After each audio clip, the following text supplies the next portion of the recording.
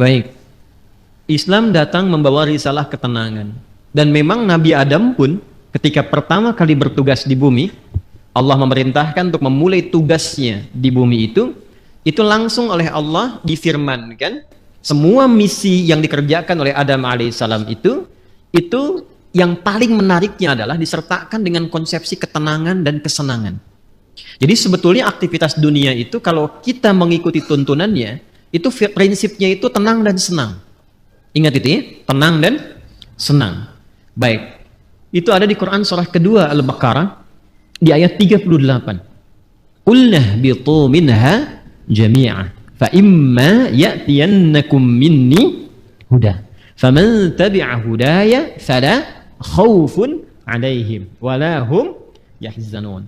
Sekarang misi dimulai, kata Allah, Adam, Hawa turun semua ke bumi, misi dimulai. Karena Nabi Adam, kakek moyang kita, dan istri beliau, Sayyidah Hawa alaihissalam, ingat ya, Allah menciptakan manusia pertama itu Adam dan Hawa, bukan Adam dan Hendra. Ingat ya, Adam dan Hawa. Jelas? Betul ya? Betul. Jadi begitu kemudian disampaikan, misinya diviralkan. Apa tujuan mencipta Adam dan nanti keturunan yang disebut dengan Bani Adam, disebutkan 7 kali dalam Al-Quran itu, fungsinya adalah di bumi terkait dengan ibadah. Quran surah ke-51 ayat 56, "Wa ma khalaqtul jinna wal insa illa liya'budun." Nanti pekerjaan ibadahnya bukan di langit. Yang di langit ada malaikat yang bertasbih, bertahmid, bertakdis. Nanti di ayat 30 terusannya ditemukan. Ya kan? Wa nahnu nusabbihu bihamdika wa nuqaddis lak. Ya kan? Ada yang di langit. Cuma tugas kita bukan di langit. Tugasnya di mana? Di bumi. Itu yang dimaksudkan Al-Baqarah ayat 30. Wa idh qala rabbuka lil malaikati inni ja'ilu fil ardi khalifah. Tugas kita memakmurkan bumi, tugas kita beribadah di bumi ini. Karena tugasnya di bumi, maka Adam diturunkan. Ketika sudah siap, diturunkan ke bumi. Yang paling menarik, perhatikan kalimatnya. Fa imma ya'tiyannakum minni hudan. Maka tatkala misi dimulai itu, bersamaan dengan misi dimulai, Allah turunkan kemudian petunjuk pedoman berkehidupan supaya misi itu sukses dituntaskan. Ini bukti kasih Allah kepada kita. Tidak pernah memberikan kepada kita sebuah tugas berkehidupan kecuali diberikan perangkatnya. Demi Allah saya katakan, saking sayangnya Allah kepada kita, tidak pernah menugaskan apapun kepada hamba itu. Yang sering kita sebut dengan ujian itu. Jadi nggak mungkin setiap hamba itu diuji kalau tidak diberikan perangkat untuk menyelesaikan ujian itu. Bahkan yang paling rahman, karena itu sifat rahman hanya dilekatkan kepada Allah, tidak yang lain. Quran surah ke-17 ayat 110, Qulid'ullaha awid'ur rahman. Ya, ibu masih punya rahim. Manusia masih bisa belajar dari keteladanan itu, tapi rahman hanya milik Allah. Karena kasihnya begitu luas. Jangankan diberikan perangkat, dengan sifat rahmat Allah itu, kaidah langsung diturunkan. Allah langsung memberikan penjelasan, tidak mungkin bahkan seorang hamba diuji melampaui batas kemampuannya. La yukallifullahu nafsan illa. Itu sayangnya Allah kepada kita. Jadi nggak mungkin setiap kita itu diuji dengan persoalan. Apapun itu dalam kehidupan, kecuali kita memang punya kesanggupan menyelesaikan itu. Itu mesti yakin. Karena Allah yang sampaikan. Dan jangan diduga bahwa setiap orang yang duduk di sini tidak punya masalah, belum tentu. Ini wajah penuh persoalan semua gitu. Setiap kita punya persoalan yang berbeda-beda. Dan mesti yakin ini kalimat pertama, dan secara psikologis, ini susah ditemukan dimanapun. Itu akan memberikan ketenangan pada jiwa kita. Jadi kalau bahasa psikologinya begini, ketika ada persoalan, katakan pada diri kita, kita pasti bisa menyelesaikan ini. Itu lebih menenangkan kepada jiwa dibandingkan membuat status. Kenapa harus aku ya Allah? Gak akan selesai. Ingat ya, ujian tidak tuntas dengan menuliskan sebuah status. Tapi ujian bisa tuntas dengan membangun keyakinan kepada diri bahwa itu bisa kita sempurnakan. Lalu turunlah surah Al-Insyirah untuk memberikan kelapangan kepada jiwa. Inna ma'al usri. Itu konsepsinya jelas. Jadi kalau sedang punya persoalan, katakan dulu pada diri kita, insya Allah saya mampu mengatasi ini. Satu. Yang kedua, setiap masalah pasti ada solusinya. Kalau dipersingkat tuh begini, bahasa singkatnya, pasti selesai. Pasti selesai, insya Allah. Itu kalimat ini, dua kalimat yang mahal ini, itu memberikan pengaruh kepada jiwa tuh luar biasa. Dan itu sangat mahal. Sangat mahal. Anda kalau konsultasi ke psikolog untuk dapat 2 kalimat ini saja, berapa biaya yang dikeluarkan? Ya. Kan saya sering katakan kan, ketenangan itu kadang lebih mahal kan dibandingkan harta yang dimiliki. Orang untuk mendapatkan ketenangan itu mesti kadang merogoh kocek yang sangat luar biasa. Karena itu seringkali ketenangan itu tidak bisa dibandingkan dengan materi yang didapatkan. Masih ingat kan pertanyaan yang sering saya ajukan? Pilih mana? Kaya tapi gelisah atau miskin tapi tenang? Masih ingat 2 tahun lalu? Kaya tapi gelisah atau miskin tapi tenang? Coba. Nggak ada pilihan ketiga. Nggak mudah kan? Baik. Nah, karena itu konsepsi dasar dalam kita berkehidupan itu mesti tenang. Saya kalau mengajar Andanya nggak tenang, nggak mungkin pelajaran bisa disampaikan. Saya pun kalau sedang tidak tenang, nggak mungkin bisa menyampaikan materi dengan baik. Ketenangan itu penting. Karena itulah ketika Adam mulai diturunkan ke bumi kalimatnya.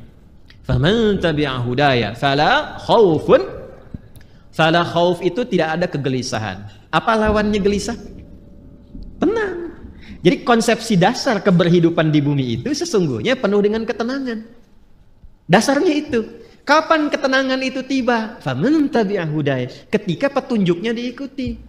Jadi kalau ada keberhidupan kita dalam konteks apapun, apakah di rumah tangga, di pekerjaan di kantor, kehidupan sosial, yang membuat kita tidak lebih tenang, boleh jadi, maaf, bukan karena jabatan yang kurang tinggi. Mungkin bukan hartanya kurang banyak.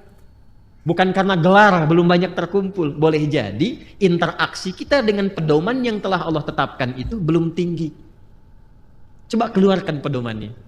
Kemudian walahum yahzanun, dan tidak larut dalam kesedihan. Apa lawannya sedih? Senang. Harusnya keberhidupan di bumi itu konsepnya tenang dan senang. Mau di sini senang, mau di sana senang, di sini, di sana, di mana-mana. Itu memang konsep dasar berkehidupan. Kapan itu terjadi? Kapan?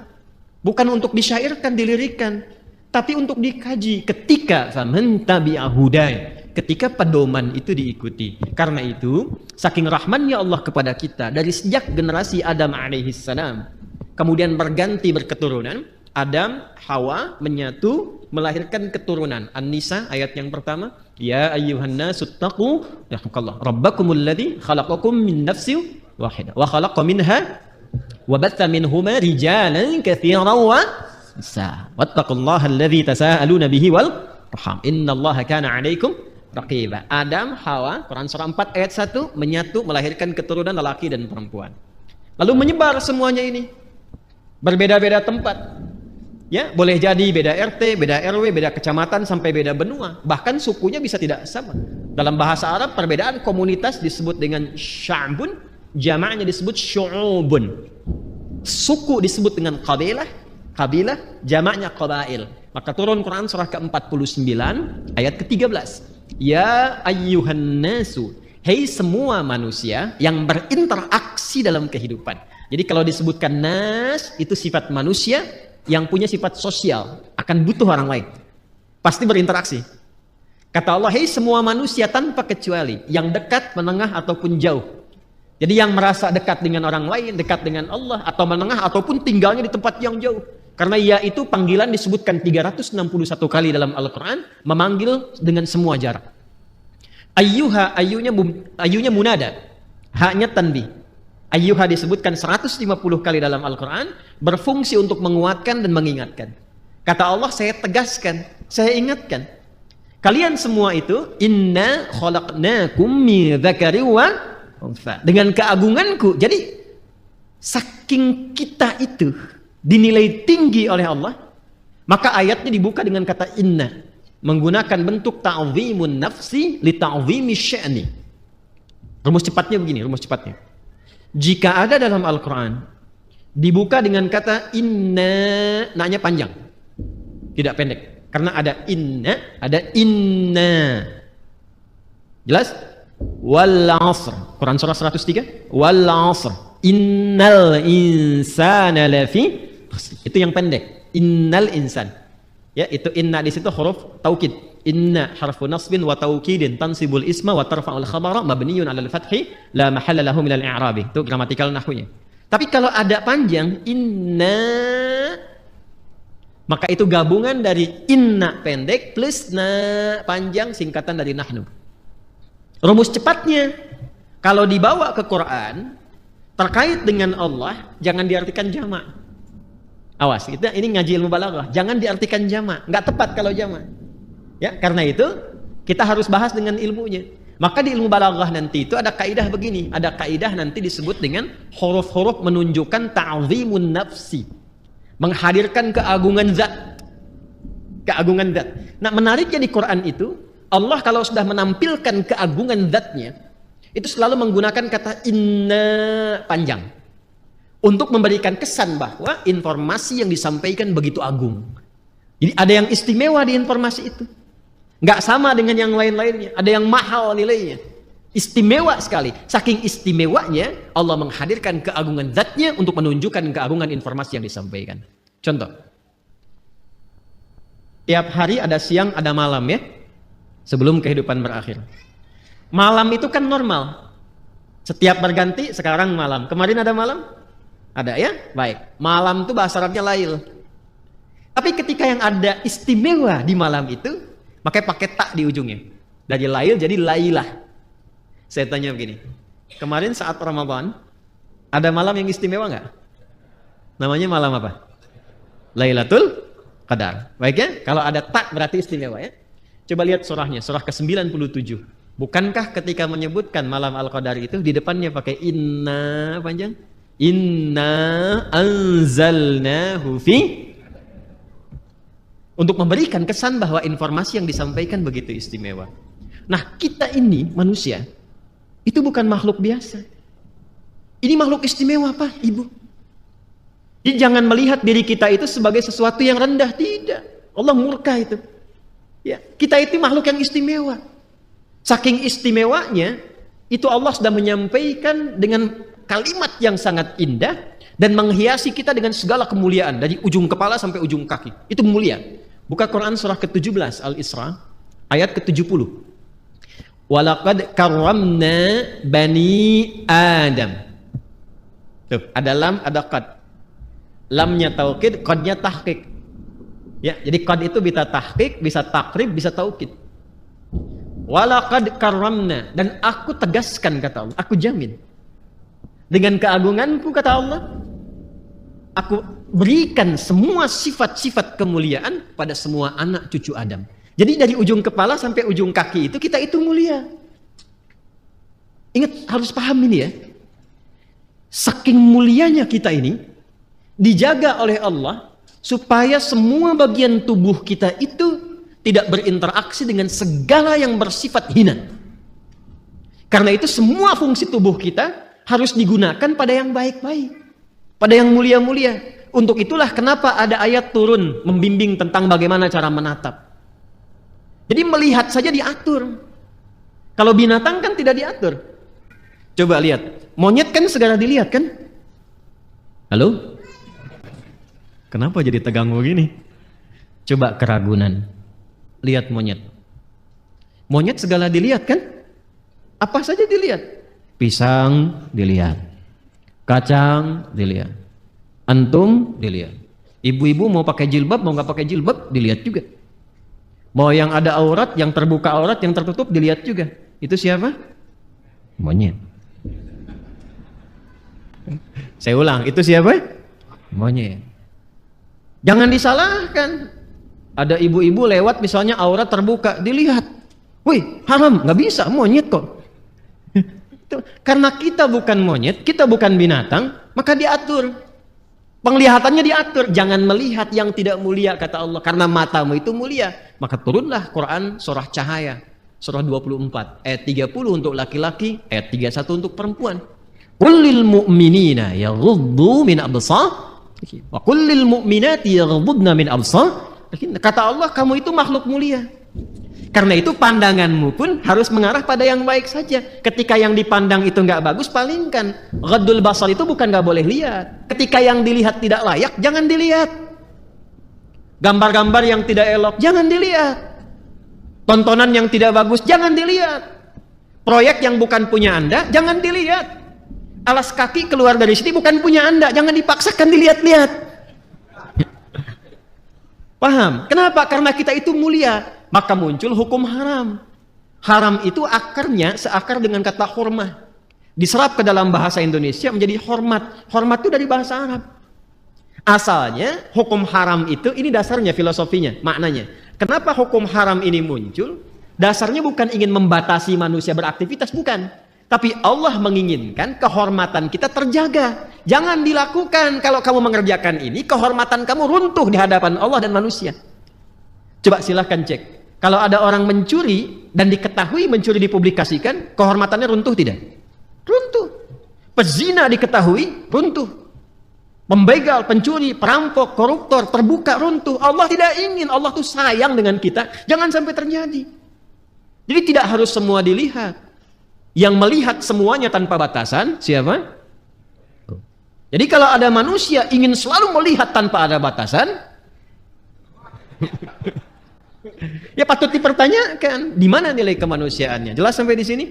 Ini gambaran ujung kepala sampai dengan ujung kaki. Jadi Allah tuh saking sayangnya, satu, menginginkan kita selalu tenang, senang, menginginkan kita terhormat. Jadi kurang sayang apa lagi?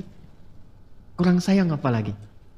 Nah, dan yang paling menarik adalah ketika kita terlahir ke muka bumi ini, diberikanlah kemudian bekal-bekal untuk mendapatkan itu semua.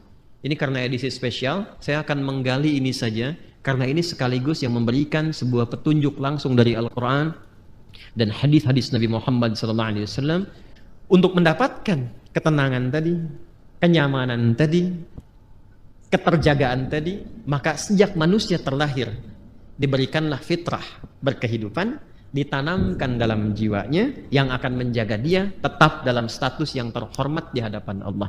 Itulah potensi fitrah yang disebut dengan takwa. Maka turunlah Quran surah ke-91 di ayat 7 sampai dengan ayat 10. Wa nafsi wa ma sawwaha. Dan demi jiwa setiap manusia yang disempurnakan penciptaannya. Fa'alhamaha fujuraha wa taqwa. Maka demi menyempurnakan itu ditanamkanlah pada dirinya fitrah, potensi-potensi kebaikan, yaitu satu katalisnya namanya fujur, dan inti hidup berkebahagiaan itu yang disebut dengan takwa. Tugas kita adalah mengoptimalkan fitrah potensi takwa ini. Jadi kalau kita bisa keluarkan itu, naik cahayanya, naik ke mata, itu mata tidak akan pernah menatap kecuali yang baik-baik saja. Turun ke lisan orang yang sudah punya takwa, itu lisannya akan terjaga. Tidak pernah dia bertutur kecuali yang mulia saja. Sampai ke ujung kaki. Kalau sudah jadi mendapati bagian dari takwa itu, maka berubah nanti namanya. Kalau sendiri disebut taqi, kalau jamak disebut muttaqin. Kalau jamak disebut apa? Muttaqin. Orang kalau sudah mendapatkan muttaqin statusnya dan dia berlatih dengan amalan-amalan khusus, maka Allah jamin semua gerak langkah hidupnya akan langsung dibimbing oleh Allah dan dipastikan semua aktivitasnya berdampingan dengan kesuksesan dan kebahagiaan. Itu konsepsi dasar di ayat 2 sampai dengan 5 di surah Al-Baqarah. Dzalikal kitabu la raiba fihi hudal lil muttaqin. Siapa muttaqin itu? Ayat 3-nya. Alladzina yu'minuna bil ghaib. Baik, latihannya. Wa yuqimunas wa mimma razaqnahum walladzina yu'minuna bima unzila ilaihi wa ma unzila min wa bil akhirati hum yuqinun. Lihat, ulaika ala hudam rabbihim wa ulaika humul muflihun. Langsung ke ayat 5. Mereka itulah orang-orang yang akan selalu diberikan bimbingan oleh Allah dalam setiap langkah hidupnya. Tidak ada yang paling indah kecuali mendapatkan bimbingan Allah. Hidayah itu coba citrakan sebagai bimbingan. Ya, betul petunjuk dalam bahasa Arab. Petunjuk betul. Tapi petunjuk itu kalau kita tarik lebih dekat jadi terbimbing kita kan? Bimbingan dalam berkehidupan. Ada orang-orang yang selalu dibimbing Allah. Lisannya bertutur dibimbing, bekerjanya dibimbing. Dan itu mahal. Ada orang yang ingin mendapatkan itu sampai rajin tahajud. Kan diantara manfaat tahajud itu kan mendapatkan bimbingan Allah. Ya, Quran surah ke-17 masih ingat? Ayat 79 itu sampai dengan ayat 81. Wa minal laili fatahajjad bihi nafilatan laka asa ay yab'atsaka rabbuka maqaman mahmuda. Kemudian apa yang terjadi? Wa qur rabbi adkhilni mudkhala sidqin wa akhrijni mukhraja sidqin waj'alni lil muttaqina masyaallah waj'alni min ladunka sultanan nasira. Jadi teman-teman sekalian, itu mahal itu. Untuk dapat hudan itu, bimbingan Allah yang menyertai aktivitas kita, ada amalan-amalan dasarnya setiap hari. Tahajud, Quran, itu jangan salah tuh. Makanya saya tuh sering cerewet dekati Quran, sampai bikin komunitas, ya, sampai kita mencoba untuk menjadi bagian ahli Quran. Karena mahal. Yang dicapai itu bukan sekedar interaksinya, bimbingan Allahnya, kebahagiaannya gitu, ya, kesuksesannya. Pertanyaan terbesarnya, apakah sampai detik ini kita sudah menjadi bagian dari insan bertakwa atau belum? Kalau sudah mendapati itu, kita bagaimana cara mempertahankannya? Kalau belum mendapati itu, bagaimana mengoptimalkannya? Itu yang coba kita gali di pertemuan malam hari ini. Kita akan mengaji malam ini dengan nuansa ilmiah yang tinggi. Karena itu butuh fokus yang luar biasa. Karena boleh jadi detil pembahasan ini belum didapati di kitab-kitab khusus. Jadi kita mesti menyatukan dulu beberapa referensi, baru kita bisa mendapatkan tautan-tautan ini. Karena itu, ini kajiannya cukup mendalam di malam hari ini. Sekali lagi, butuh fokus untuk kita semua. Kemudian nanti ada beberapa yang ingin saya tuliskan juga, dan ini akan menentukan pengenalan jati diri kita kepada diri kita masing-masing. Baik, kita mulai pembahasan kita malam hari ini, dan kiranya saya akan memulai untuk memberikan gambaran dalam bentuk tulisan. Bismillah. Mohon untuk dicek terlebih dahulu. Terdengar suara saya insyaallah? Baik ya. Di luar mudah-mudahan jelas ya suara saya. Kalau saya menulis di sini kelihatan di sana? Ya, sudah pasti tidak, sudah pasti. Jadi kalau kelihatan Anda luar biasa gitu. Saya ingin memastikan aja gitu kan. Baik. Nanti kalau ada sebagian sisi tidak terlihat, bisa nanti di-review ya pada kajian yang telah terekam di YouTube, nanti dicek kembali. Dan memang dalam kehidupan itu seperti itu. Kita tidak bisa memuaskan semua kalangan. Ya, yang bisa kita lakukan memberikan yang terbaik sekalipun tidak mengharapkan kepuasan bagi seluruh kalangan. Jelas sampai di sini? Baik ya. Ibu kelihatan, Bu? Belum ya, belum saya tulis. Luar biasa. Baik, bismillah. Ini saya akan membuat seperti ini dulu. Nah. Oke. Enak ya. Kurang lebih kotak seperti ini. Sudah? Baik. Lalu saya buat lagi lebih kecil skalanya seperti ini. Ya. Kadang-kadang orang sekarang ada yang membuatnya seperti ini. Ya. Kita hapus saja ya. Jangan menggoda, saya sudah berkeluarga. Dah, oh susah dihapus rupanya. Memang kalau hati sudah tersakiti agak sulit untuk dikembalikan tuh. Dah. Ya, sudahlah, ini bagian yang terakhir. Ini takin begini. Ya, baik. Gambar apa ini? Sudah ya? Baik, lihat baik-baik sekarang. Sekarang baru akan saya berikan namanya. Kotak besar, bagian terluar, kita tuliskan dengan nama Sadrun. Sadrun, Sad, Dal, Ra. Jamaknya Sudur. Sudah? Tenang, pelan-pelan dulu. Saya tes ya. Kotak besar bagian terluar diberi nama dengan apa? Sadrun. Jamaknya apa? Sudurun. Di dalam kotak ini ada yang skalanya lebih kecil. Yang kedua nih, setelah kotak yang besar, di dalamnya ada lagi. Ini ilustrasi saja ya. Saya buat kotak lagi, diberi nama qalbun. Qalbun. Jamaknya qulubun. Namanya qalbun, jamaknya apa? Qulubun. Baik. Pelan-pelan. Di dalam kotak ini ada yang paling kecil. Ingat, ada 3 ya. Ada 3. 1 sodrun, jamaknya sudurun. Kedua qalbun, jamaknya qulubun. Yang paling dalam ini namanya nafsun. Nafsun.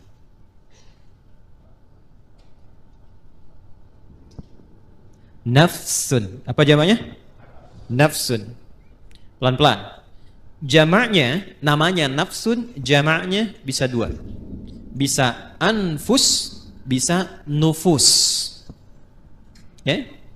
Bisa anfus, bisa nufus. Ya.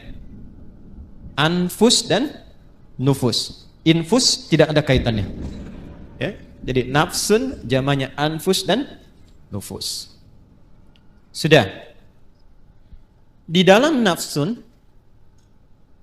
ini ada 2 fitrah yang Allah tanamkan dalam jiwa kita. Dan ini inti kehidupan kita ada di sini. Inti kehidupan kita. Jadi seseorang mengalami kehidupan, kalau tinjauan dari fisikanya, biologinya, kan? Ketika jiwanya, rohnya sudah ada, maka dia mulai bergerak, maka dipandang hidup. Tapi bagaimana dia bergerak itu ada inti kehidupannya. Maka di dalam nafsun ini ada inti hidup kita. Ada 2 ditanamkan di dalamnya. 1, ada kutub positif disebut dengan takwa. Ada lawan dari sini, terlihat sekilas lawan. Padahal nanti intinya sebetulnya sebagai katalis ya, untuk mensupport supaya nilai takwa ini muncul. Yang kedua disebut fujur namanya. Dan ini nanti sifat kehidupan, ini akan seperti ini. Selalu ada positif, negatif. Kutub positif, kutub negatif. Apapun itu, kalau mau ditarik ke dunia elektrik juga seperti itu. Di baterai itu kan ada kutub positif, ada kutub negatif. Di kimia itu, di atom ada proton, ada elektron. Gitu kan ya? Baik. Kita lepaskan dulu semua itu. Kita kenali diri kita saja, supaya tidak terlampau melebar. Nah ini inti jiwa kita itu, di dalam diri kita yang terdalam, itu ada ini, ada takwa dan fujur. Dalilnya apa? Ke Quran surah 91 Asy-Syams ayat 7 sampai 10 tadi yang Anda tuliskan yang pertama kali. Wa nafsin wa ma sawaha. Dan demi nafas ini. Demi jiwa, demi nafas yang telah sempurna penciptaannya. Ya, sawwa itu sempurna. Kapan itu sempurna menjadi nafas? Ketika roh mulai masuk ke dalam diri, ke dalam jasad. Di usia 4 bulan. Jadi usia 4 bulan itu roh ditiupkan menyatu ke dalam jasad. Pelan-pelan. Dari mana taunya? Nanti dibuka hadis Nabi Muhammad SAW. Kalau paling mudah mungkin lihat saja Al-Arba'in, kan lebih mudah diakses ya. Hadis nomor keempat dari sahabat Abdullah bin Mas'ud radhiyallahu taala anhu. An Abi Abdurrahman Abdullah bin Mas'ud radhiyallahu taala anhu. Qala Rasulullah sallallahu alaihi wasallam wa huwa sadiqul masduq. Inna ahadakum yujma'u fi batni ummihi 40 yawman nutfah. Thumma yakunu mithla dhalika 'alaqa, thumma yakunu mithla dhalika mudghah. Thumma yursalu ilaihi al-malak fayanfukhu fihi ruh. Jadi setiap kita anak cucu Adam dicipta oleh Allah, berproses dalam rahim ibundanya itu 40 hari pertama proses percampuran antara spermatozoa dengan ovum. 40 hari kedua membentuk zigot. Mulai menempel di dinding rahim, mulai berproses. 40 hari ketiga menjadi mudghah, sebentuk daging keratan. Mulai ada bentuknya di 40 hari ketiga ini, baru kemudian diutus malaikat untuk meniupkan roh dengan izin Allah Subhanahu wa taala. 40 hari ketiga, 40 hari dikali 3, berapa jumlahnya? 120 hari. Kalau 1 bulan itu kita genapkan misal 30 hari, 120 bagi 30 berapa? 4. Maka bertemu 4 bulan. Jadi ketika ada seseorang mengandung, seorang ibu misalnya, maka usia 4 bulan kandungan itu roh ditiupkan. Sudah ada roh tertanam. Dan nanti amalannya sudah beda, ingat. Antara roh belum masuk dengan roh sudah masuk itu berbeda amalannya. Nanti supaya tidak melebar, lain waktu kita bisa buat kurikulum tersendiri tentang itu. Ayatnya ada semua. Ada semua. Jadi apa amalan suami istri, amalan suami, amalan istri, amalan suami terkait nafkah, ada. Jangan sampai membawa sesuatu yang haram. Dibawa ke rumah, diolah oleh istri, dimakan, masuk ke kandungan. Janin itu kasihan. Belum terlahir sudah mengonsumsi yang haram, itu bahaya itu. Bahaya. Dan nanti mengembalikannya nggak mudah. Ya, yuk pelan-pelan. Kembali ke sini. Nah, usia 4 bulan kandungan, ditiupkan roh. Di situ kemudian terjadi dialog kita untuk berkomitmen menuhankan Allah. Nanti ada diabadikan di Quran surah ke-7 Al-A'raf ayat 172. Tadi saya berjanji detailnya tidak saya tuliskan dulu. Ini untuk melengkapi apa yang tadi disampaikan. Wa idh akhadha rabbuka min bani adama min zuhurihim dzurriyyatahum wa ashhadahum ala anfusihim alastu bi rabbikum qalu bala syahidna. Jelas sampai sini? Nah, ini usia 4 bulan kandungan. Ketika roh ditiupkan, menyatu kemudian dengan jasad, maka berubah nanti namanya menjadi nafas. Jelas? Berubah menjadi apa? Nafas. Dari sini kemudian muncullah tanda-tanda keberhidupan. Makanya diserap ke dalam bahasa Indonesia dengan nafas. Seseorang dikatakan hidup bila masih ada tanda-tanda nafas. Itu dalam bahasa Indonesianya. Paham sampai sini? Nah, ketika sempurna itu, dari mana taunya? Roh masuk ke dalam fisik, kemudian sempurna penciptaan jadi nafas ini. Nanti lihat di Quran surah ke-15 ayat 28. Quran surah 15 Al-Hijr ayat ke-28. Wa idh qala rabbuka lil malaikati inni khaliqum bashara min salsalin min hama'im masnun. Teruskan ayatnya. Fa idza sawaituhu. Nah, ini ada kalimatnya sawaituhu. Fa idza sawaituhu wa nafakhtu fihi min ruhi. Maka bila aku telah sempurnakan sawaituhu penciptaannya itu dengan cara meniupkan roh, sudah masuk ke dalam bagian tubuhnya itu, ya, maka mulai sempurna penciptaan berproses di situ. Kata sawaituhu itu asalnya dari kata sawwa yusawwi, taswiyatan. Ya. Ini asalnya ya nih. Jadi makanya kalau bersambung dengan dhamir kembali ke ya. Sawwaitu tu'nya ke Allah, dhamir anak, ya. Hu-nya kembali ke kalimat semula, ke bashar. Fa idza sawaituhu, maka bila makhluk manusia ini mulai akan masuk fase sempurna penciptaannya. Jadi kalau tampilan fisiknya disebut bashar, nanti ada 5 nama ya. Agak lompat sedikit, manusia setidaknya disebut dengan 5 nama. Bashar 35 kali disebutkan dalam Al-Quran. Dan ini nama pertama saat diciptakan untuk memberikan info pada malaikat dan jin bahwa materi dan tampilan fisiknya nggak sama dengan malaikat dan jin. Di malaikat diciptakan duluan, baru kemudian jin. Kalau malaikat dari cahaya, kalau jin dari api, bukan sekedar api, ya, api yang menyambar-nyambar. Makanya ayat 27-nya disebutkan jin dulu. Quran surah ke-15 ayat 27 itu jin dulu. Wal janna khalaqnahu min qablu min naris samum. Dan kalangan jin itu diciptakan sebelum manusia, bahan dasarnya api yang menyambar-nyambar, menyala. Manusia beda, disebut dengan bashar, menunjuk pada tampilan kulit yang halus, secara fisikal beda dengan malaikat dan jin. Ini kata dasarnya sawwa nih. Ya, sempurna. Jadi ketika disebut sempurna itu kalau rohnya sudah masuk ke dalam jasad. Ketika masuk itu menjadi nafas. Dari mana taunya? Tafsir ke Quran surah 91. Ayat 7 itu sampai dengan 8. Wa nafsin wa ma sawwaha. Dapat sawanya nih. Ya, dan demi nafas yang telah sempurna tertanam, sempurna, tercipta dalam jiwa itu, menyatu ke dalam tubuh kita itu, maka ketika sempurna itu terjadi, diilhamkanlah fa'alhamaha fujuraha wa taqwaha. Nah, jadi dalam jiwa setiap kita yang hidup itu ada inti kehidupan. Intinya di sini, fokus ini ya. Ini yang paling penting. Intinya ini, takwa ini. Jadi generator hidup kita itu ada di jiwa takwa. Kutub positifnya. Sederhananya, bahasa singkatnya, jadi kalau kita gali terlalu panjang nanti, kecuali kalau mau ngaji sampai subuh. Mau sampai subuh di sini? Silakan, saya jam 9 selesai. Ini panjang nih, karena harus membahas 115 kata dalam Al-Quran. Nanti takwa disebutkan 115 kali dan derivasinya. Lawannya nafsu 115, jadi kalau mau bahas itu, mungkin bisa sampai subuh yang 2 hari ke depannya. Takwa secara singkatnya saja adalah akumulasi setiap sifat-sifat kebaikan. Dalam istilah Al-Quran, sifat baik itu seringkali ditampilkan dengan diksi atau dengan kata khair namanya. Khair. Wah, ini kalau ngajinya agak dalam, agak panjang kita. Khair. Ada baik secara fisik, jasmaninya bagus, sehat, baik.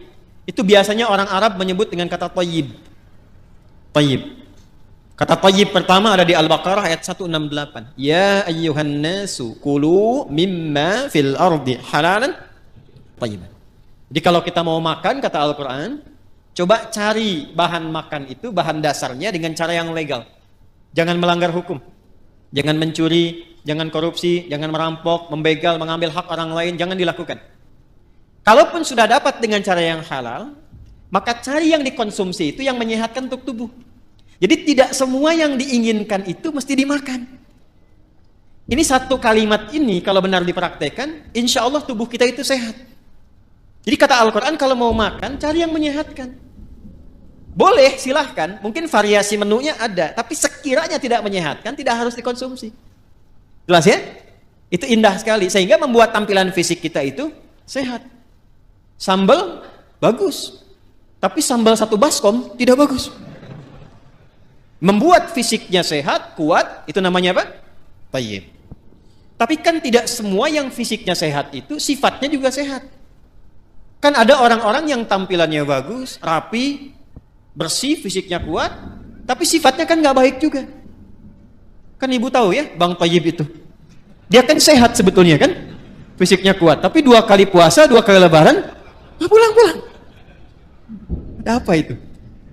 Nah, sekarang banyak yang fisiknya bagus, berdasi, berjas, tapi pencuri juga, ya, penipu juga, ya, dan turunan-turunan yang lainnya. Kita tidak menginginkan itu. Ketika kebaikan fisik diiringi dengan kebaikan sifat, maka sifat itu disebut khair namanya. Khair. Nanti ada 6 ya. Ini untuk informasi saja cepat, karena kita nggak mau bahasin terlalu jauh. Ada thayyib, ada khair, ada ma'ruf, ada ihsan, ada salih. Yang ke-6 ada birrun. Ya. Nanti lain waktu kita bisa turunkan kalau sedang membahas itu. Ya. Sekarang kita beralih ke sini saja dulu, ke khair. Jadi khair itu semua jenis-jenis sifat yang kita nilai baik. Jujur baik tidak? Itulah khair. Sabar baik? Baik, sabar. Rendah hati, tawadhu. Jadi semua sifat-sifat baik itu ada di sini. Karena itu yang paling menarik, masyarakat di zaman jahiliyah yang kehilangan sifat-sifat baik itu, sehingga seakan tidak mengenal sifat baik. Yang kaya ada, tapi karena tidak kenal sifat baik, kekayaannya digunakan pada yang tidak baik. Yang pintar ada, tapi karena tidak mengenal sifat baik, kepintarannya digunakan untuk berbuat yang tidak baik. Karena itu di zaman jahiliyah komplit semua. Pezina banyak, pemabuk ada, pembegal komplit, bahkan sekampung begal semua ada di kota Ghifar itu. Ya, ada semuanya. Tapi ketika Allah Subhanahu wa taala menghendaki memilih Rasulullah sallallahu alaihi wasallam, memberikan pencerahan, membawa risalah rabbaniyah dengan Al-Qur'an itu, maka alhamdulillah berhasil merubah, mentransformasikan dari masyarakat jahiliyah, dikenalkan sifat-sifat baik lewat Quran itu. Ditunjukkan, dibimbing. Sehingga berubah. Kebayang enggak teman-teman sekalian? Enggak kan? Kan belum saya sebutkan. Dari yang tadinya itu keras, preman, jadi kekerasannya dialihkan pada ketegasan. Sehingga dibawa kemanapun jadi berkeadilan. Yang tadinya itu seorang yang royal, ya, dibawa kepada sifat-sifat sedekah, jadi senang berbagi. Yang tadinya angkuh jadi tawadhu. Sehingga ketika mereka pun kemudian ikut Nabi ke Yathrib, Yathrib itu satu tempat yang sangat tertinggal jauh, ekonominya resesi, di bawah resesi. Kencang lah. Konflik sosialnya tinggi. Aus Khazraj itu 6 abad belum pernah selesai pertikaiannya. Dibawa risalah ke sana, sifat-sifat ini muncul, jadi berubah menjadi suasana kota yang tercerahkan. Semua sifat baik ada di situ dan kisahnya viral. Sampai viral ke seantara wilayah Jazirah Arab, sehingga kalau orang mengatakan ada orang jujur di mana? Di sana tuh, Yathrib itu. Kalau mau cari orang paling tawadhu, ada di sana tuh. Sehingga ketika dikenal suasana kota, dalam bahasa Arab disebut Madinah, yang tercerahkan penuh dengan cahaya munawwarah, maka dikenallah sampai dengan sekarang Al-Madinah Al-Munawwarah. Maka dipersaksikan langsung oleh Allah Subhanahu wa taala perubahan itu dari kalangan-kalangan komunitas pada masa itu, berubah dari jahiliyah menjadi punya sifat-sifat baik. Umat yang punya sifat-sifat baik disebut khair ummah. Maka turunlah Quran surah ketiga Ali Imran ayat 110 untuk memberikan keterangan itu. Kuntum khaira ummatin ukhrijat lin-nasi ta'muruna bil ma'ruf wa tanhauna 'anil munkar wa tu'minuna billah. Yang ingin saya katakan, kumpulan semua sifat-sifat baik ini kalau kita kumpulkan, akumulasinya itu ada di takwa di sini. Karena itu setiap manusia yang terlahir itu punya kecenderungan berbuat baik, siapapun dia. Itu diantara fitrah. Nah, ini yang disebut fitrah tuh ini.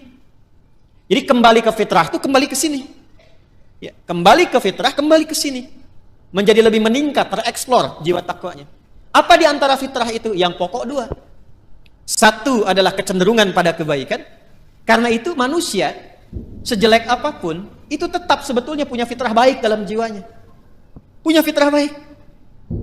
Karena itu pencuri pun itu pada hakikatnya nggak mau dicuri. Silahkan cek. Ya, pencuri pun nggak mau dicuri. Ya, siapapun penipu pun nggak mau ditipu. Kan saya pernah cerita 2 tahun lalu, masih ingat? 2 tahun lalu kan?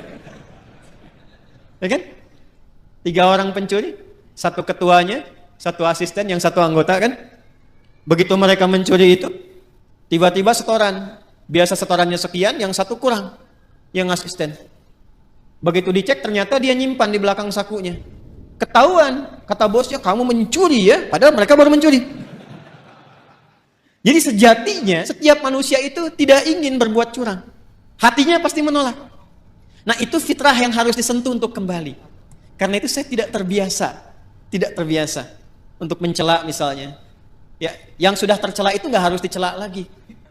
Buang-buang energi mencela yang sudah tercela. Kita doakan sepanjang masih hidup dia punya hak untuk soleh. Orang salah itu, ingat ini ya, orang salah itu sepanjang masih berkehidupan tetap punya hak untuk soleh. Karena itu kita kewajibannya membantu dia untuk menemukan haknya itu. Jadikan jembatan diri kita. Kadang-kadang fikih dakwah itu bisa lebih bermakna dibandingkan dengan fikih-fikih terapan syariat. Jadi kadang-kadang yang didahulukan tuh fikih dakwah dulu, bukan hukum dulu secara fikih syariat. Contoh misalnya, di samping masjid ada orang Islam. Misal di masjid manapun misalnya, ada orang Islam tetangga masjid, dekat masjid. Ilustrasinya ini masjid misalnya, di sini rumah, ya jarak 5 meter, ini speaker masjid ke sini misalnya. Ya. Sepeda ada, motor ada, mobil ada. Tapi masih belum mau ke masjid. Tetangga masjid mengaku beriman, nggak mau ke masjid. Apa hukumnya? Oh, bakar rumahnya. Enggak. Ya. Nah, sebelum kita berbicara hukum haram, hukum halal, hukum ini itu, kita baca dulu dengan fikih dakwah. Hukumnya ajak dia ke masjid. Paham? Minimal kita doakan dalam sujud. Masih ingat 2 tahun lalu? Selalu begitu kan kisahnya kan? 2 tahun lalu saya pernah cerita kan? Ya, 1 kali di satu tempat komplek bagus, tapi bukan di sini. Jangan khawatir warga di sini, bukan di sini. Sebelum saya ke sini, ada cerita, Ustaz, komplek ini mewah bagus, tapi warganya Muslim belum senang ke masjid, sehingga safnya itu sedikit gitu. Oh begitu Pak, Masya Allah saya bilang. Sudah didoakan? Sudah ditengok? Belum. Kalau begitu begini Pak, besok Bapak beli buah. Habis subuh libur, ya Sabtu, dari masjid bawa buah, mampir ke rumahnya dia. Yang Muslim itu yang belum ke masjid. Nanti Bapak ke situ, kalau dia tanya, Assalamualaikum, aja apa kabar? Bapak bilang, Waalaikumsalam warahmatullahi wabarakatuh. Dia, Bapak sehat, saya kira Bapak sakit, nggak kelihatan di masjid, ini ada buah gitu. Coba aja dulu. Itu alhamdulillah tuh.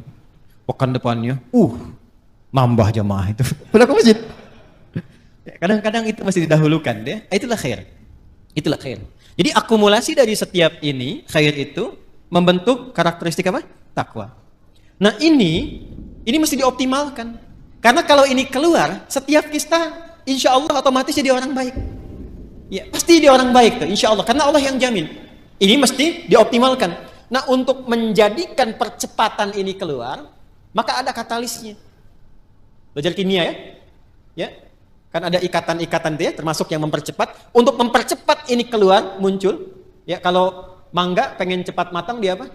Dikarbit ya, bahasa sederhana dikarbit ya. Ini ada katalis supaya cepat keluar ini muncul, maka diciptakanlah lawannya. Lawan ini sejatinya bukan lawan kontra, tapi untuk memberikan stimulus supaya yang ini cepat keluar. Disebutlah fujur namanya. Maka setiap ditemukan sifat baik di sini jujur, maka akan ada lawannya di sini di fujur. Misal, di sini ada jujur, di sini pasti ada dusta. Anda sekuat apapun membuat kalimat, tidak ada dusta di antara kita, tetap dustanya ada. Karena ini bawaan untuk mempercepat ini keluar. Sabar di sini ada amarah. Tawadu, rendah hati di sini ada sombong. Ya. Karena selalu berlawanan. Wa min kulli syai'in khalaqna zawjaini la'allakum tadhakkarun. Segala hal itu aku ciptakan berlawanan supaya kalian sadar, kata Allah, hanya aku yang tunggal, yang tidak punya pasangan. Itu ada di Quran surah 51 ayat 49. Nah, konsepnya begini. Teruskan. Wa nafsin wa ma sawwaha fa'alhamaha fujuraha wa taqwaha. Nah, konsep dasarnya ayat 9-nya. Kalau kita bisa mempraktekkan ini, insya Allah lebih damai, lebih tenang, lebih bahagia.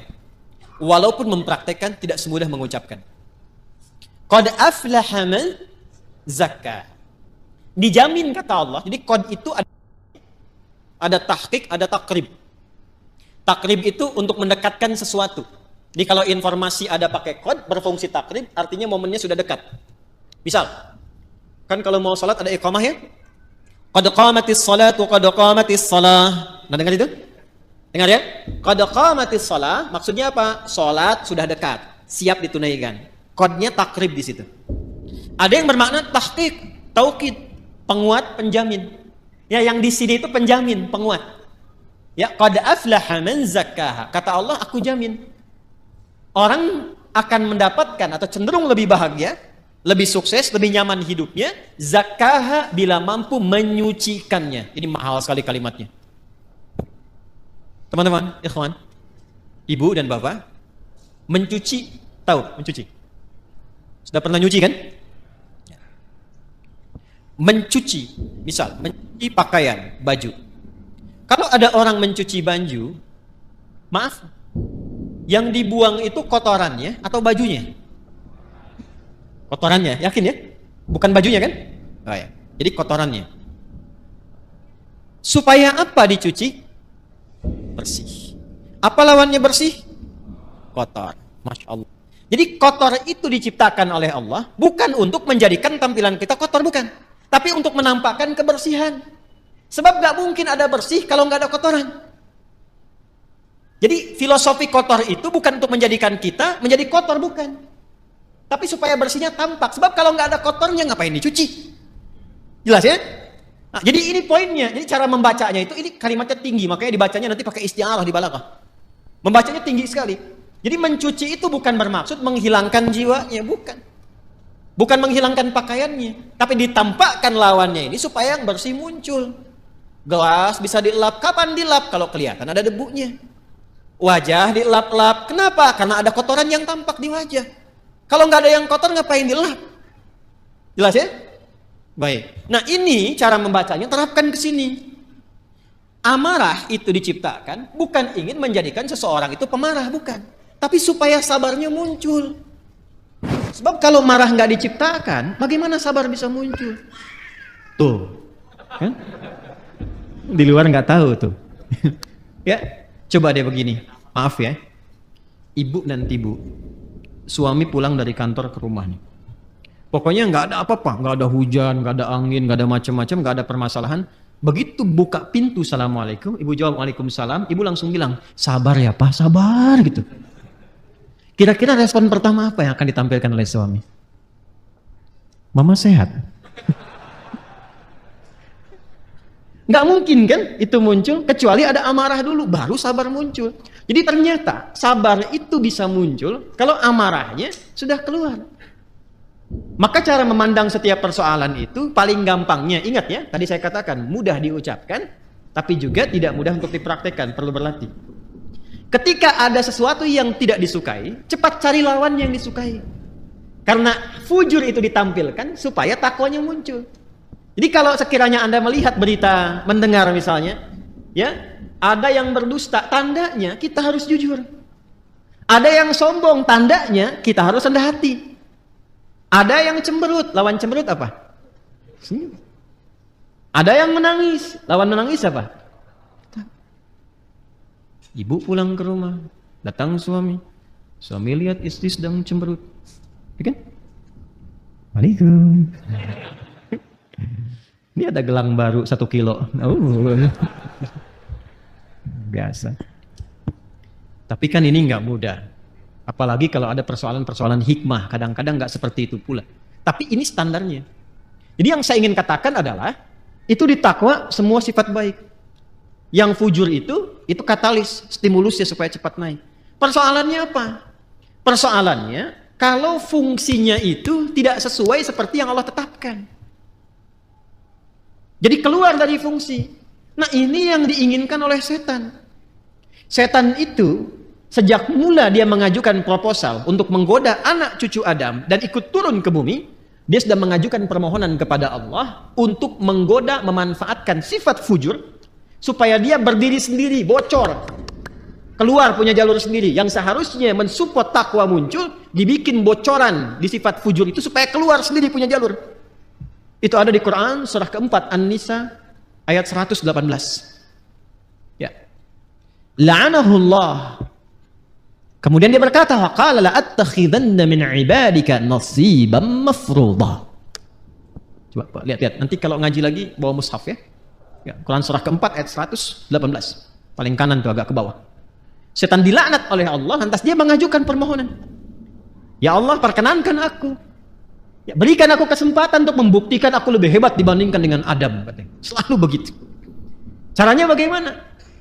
Aku ingin menggoda, memberikan sebuah jalan baru secara halus supaya satu bagian dari 2 bagian fitrah manusia itu, ya, aku berikan jalur sendiri supaya keluar. Dan dari situ muncul kemudian maksiat, keluar bergeser.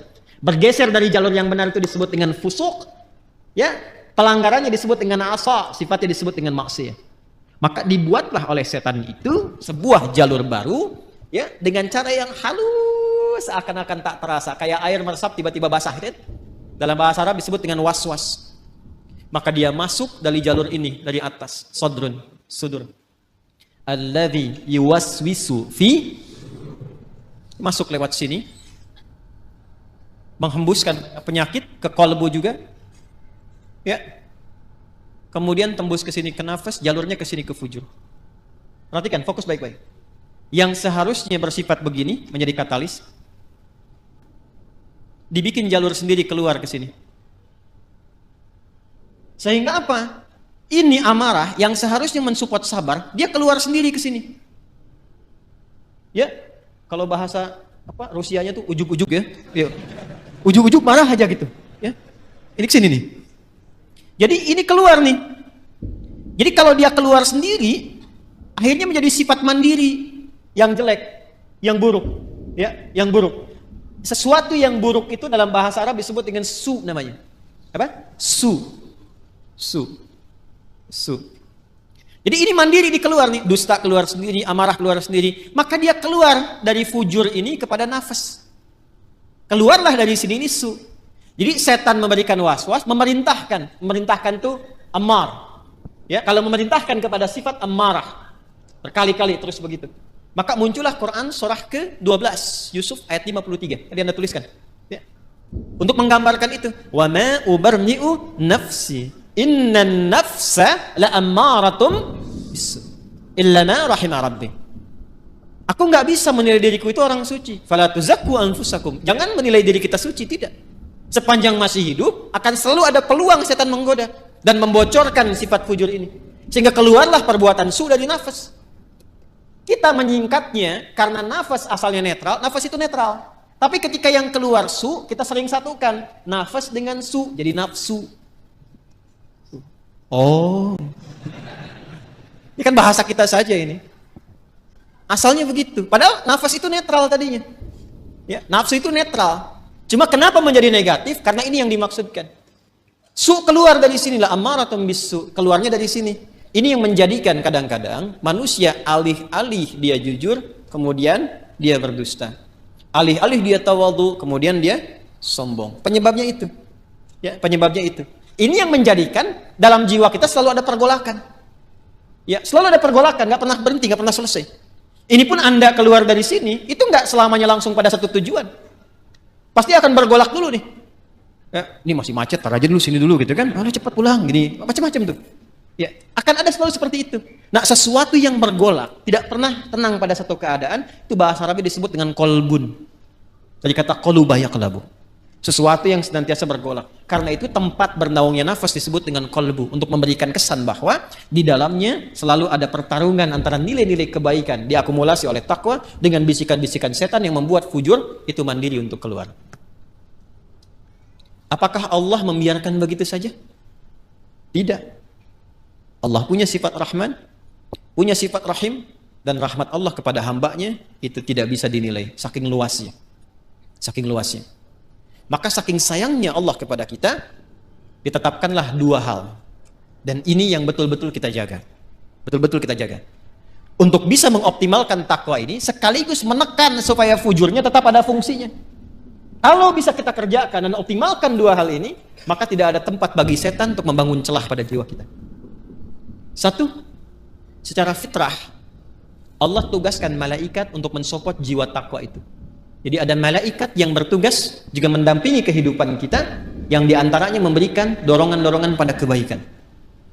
Karena itu menariknya, malaikat disebutkan 88 kali dalam Al-Quran, setan disebutkan 88 kali. Dan itu akan selalu bertarung, bisikan-bisikan itu. Nah, ya. Allahu Akbar, Allahu Akbar. Pernah ada suasana hati? Cepat, sudah adzan, siap-siap. Pernah ada begitu? Tapi ketika La ilaha illallah baru adzan, belum qomat. Pernah begitu? Iya kan? Ya. Wujuhu yawma idzin nadhirah. Wajah-wajahnya kelihatan. Ya itulah pertarungannya selalu begitu. Selalu begitu. Maka apa kata Nabi sallallahu alaihi wasallam? Istafti qalbak. Tanyakan pada jiwa hatimu yang paling dalam ketika kita berada dalam suasana-suasana untuk memberikan sebuah putusan. Jadi kalau sedang ada kegelisahan, harus memilih misalnya, kan yang paling sulit itu dilema di antara dua cinta. Gitu kan? Antara harus mengikuti ta'lim misalnya atau menyempurnakan tugas yang lain, misal, ya kan? Maka dia timbang. Di situ ada timbangan-timbangan, mana yang paling banyak pahalanya, mana yang paling Allah senangi, mana yang paling bermaslahat, mana yang paling banyak kebaikannya. Kan bisa jadi Anda melamar pekerjaan kan, diterima di dua perusahaan, ya kan? Maka apa yang harus kita lakukan? Salah satu jalannya adalah itu, tanyakan pada jiwa hati yang paling dalam, yang kira-kira ada unsur kebaikannya banyak didapatkan. Makanya, supaya cahaya malaikat itu bisikannya kuat, maka lakukan amalan-amalan dan set tempat kita bertinggal itu, ya tempat kita beraktivitas yang sekiranya malaikat senang. Makanya di Islam itu fikihnya komplit. Di rumah misalnya ada suasana yang kira-kira malaikat gak senang, jauhi. Ya kan? Hal-hal yang kira-kira menyenangi malaikat, datangi. Sehingga melatih kita untuk selalu dekat. Apa misalnya majlis ilmu itu banyak malaikatnya. Baca Quran ditemani malaikat. Bahkan kalau sudah lancar ada malaikat khusus menjaga. Ma'asyafratil kiramil bararah. Orang yang lancar bacaan Qurannya dan rajin dia mengaji ditemani malaikat khusus. Ya, safaratil kiramil bararah. Dan kalimat kiramil bararah itu punya makna yang merubah ahli Quran ini menjadi lebih baik.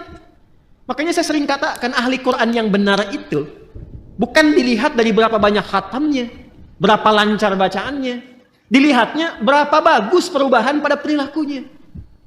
Itu yang diakui oleh Quran sendiri. Di Quran surah 35 Fatir, di ayat 32, ya, thumma awrathna al-kitaba alladhina istafaina min ibadina faminhum zalimun li nafsi wa minhum muqtasid, yang berhasil, wa minhum sabiqun bil khairati bi idznillah. Kalimatnya sabiqun bil khairat, ya, bukan sabiqun bil khatmah, bukan yang paling banyak khatamnya. Walaupun khatam itu bagus, ingat, yang saya maksudkan bukan tidak menginginkan khatam, bukan. Khatam itu bagus, hafal itu bagus, sampai hafal nomor posisi ini itu, tapi itu menjadi tidak bernilai tatkala tidak merubah perilaku. Itu ukurannya itu. Saya sering katakan kalau ada orang menghafal Quran atau sekolah di ma'had Quran tidak merubah perilakunya lebih baik, ada yang salah dengan cara dia menghafal. Itu gambaran pertamanya. Karena itu ketika orang-orang ini istiqamah dalam kebaikan, maka apa yang terjadi? Di surah Fussilat itu kan ayat 30, "Tsumastaqamu tatanazzalu 'alaihimul malaikatu alla takhafu wa la tahzanu wa abshiru bil jannati allati kuntum tu'adun. Nahnu awliya'ukum fil hayatid wa fil sudah hidupnya enak. Karena Allah yang akan menyelesaikan semua urusan-urusannya. Dikirimkan malaikat menjaga. Itu ayatnya. Kalau sudah konsisten dengan amalan itu, malaikat turun. Dan perkara konsisten ini mahal. Kan saya sering katakan, itu untuk konsisten, kita butuh 9 tahapan kan. Konsis 1, konsis 2, konsis 3, konsis 4, sampai konsisten. Tahapannya apa? Nah ini amalan yang kedua. Amalan kedua. Maka untuk meningkatkan potensi takwa itu, selain mendengar istafti qalbak, bisikan-bisikan malaikat pada kebaikan, bisikan itu bisa menjadi kuat, support itu menjadi kuat jika kita mengerjakan amalan yang kedua. Apa itu?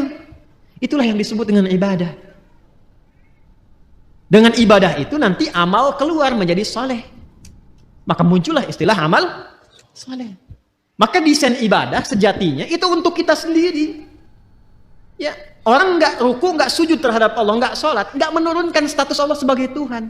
Tetap Tuhan yang Maha Esa, Maha Kuasa. Cuman yang rugi orangnya.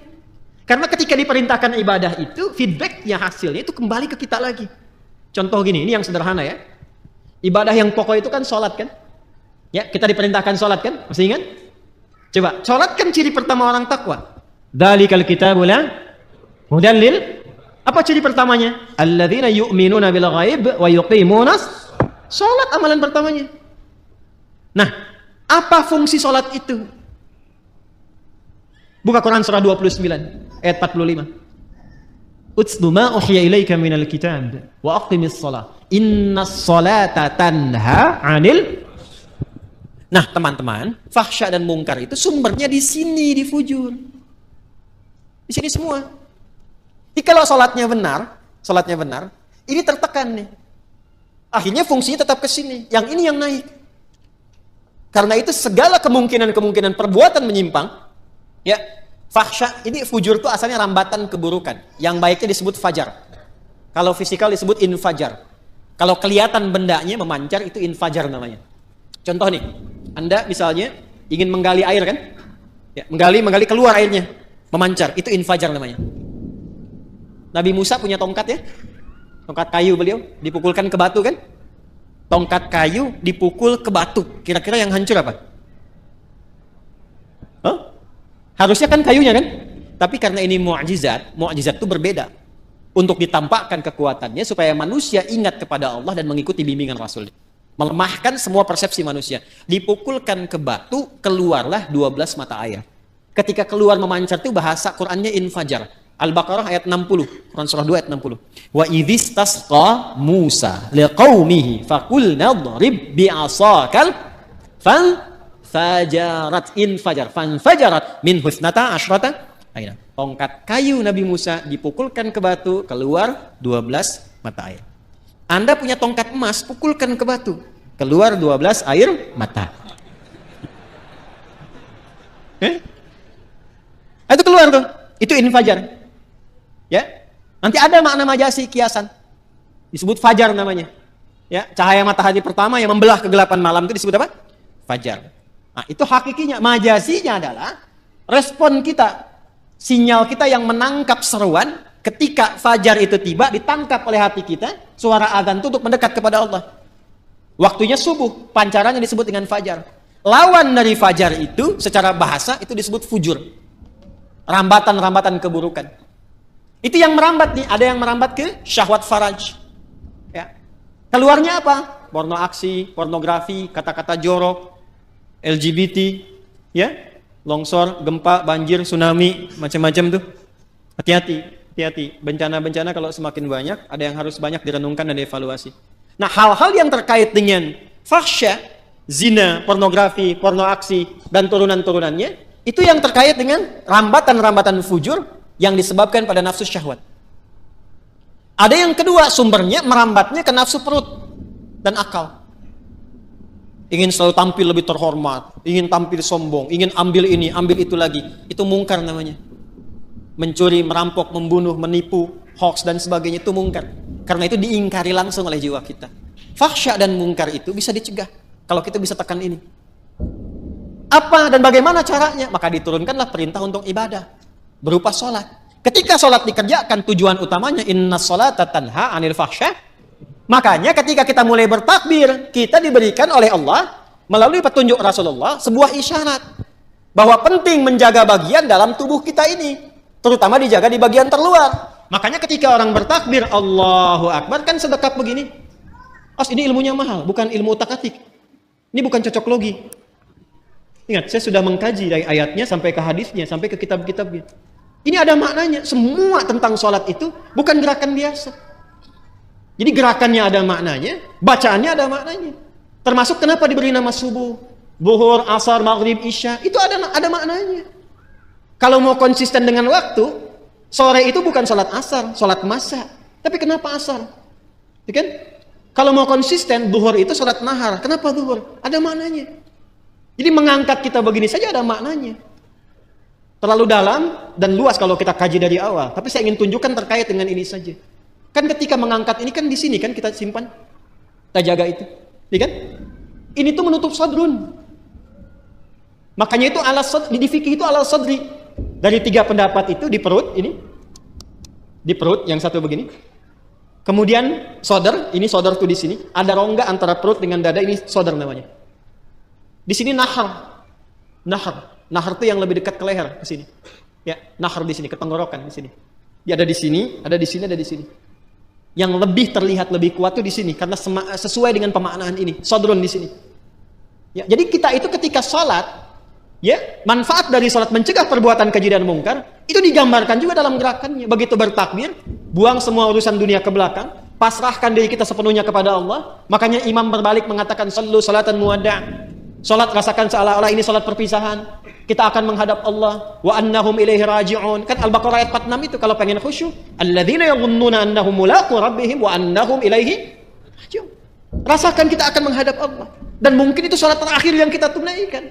Itu membawa kehusyuan. Makanya kita pasrah. Dan buang semua urusan dunia ke belakang. Jangan dibawa dalam sholat. Kadang yang menyebabkan kita itu, kadang yang menyebabkan ada orang tidak khusyuk itu, ketika dia bertakbir, dunia masih di bawah, itu problemnya. Jadi lisannya Allahu Akbar, tapi status IG-nya itu masih Akbar. Handphonenya itu masih Akbar. Sehingga kadang-kadang menghentikan sholat hanya untuk menjawab handphone. Ya, itu yang terjadi.